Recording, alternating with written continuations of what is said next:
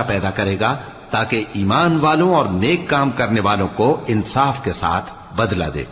और जो काफिर हैं उनके लिए पीने को निहायत खौलता पानी और दर्द देने वाला अजाब होगा, क्योंकि वो कुफ्र करते थे।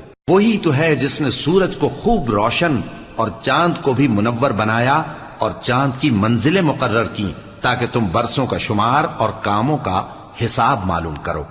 ये सब कुछ अल्लाह ने तदबीर से पैदा किया है। समझने वालों के लिए वो अपनी आयतें खोल खोल कर बयान फरमाता है।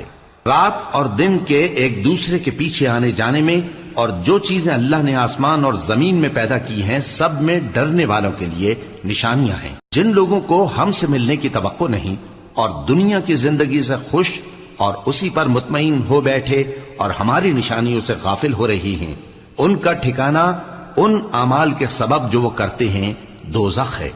और जो लोग